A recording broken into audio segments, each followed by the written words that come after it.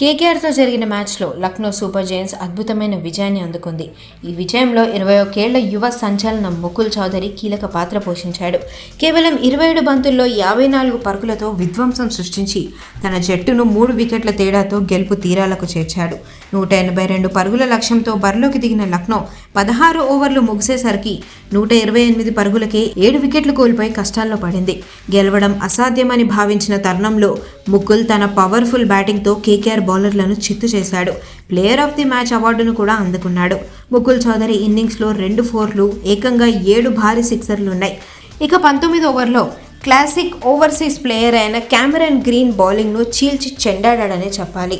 ఆ ఓవర్లో 2 సిక్సర్లు, 1 4 కొట్టి స్కోర్ బోర్డును పరుగులు తీయించాడు.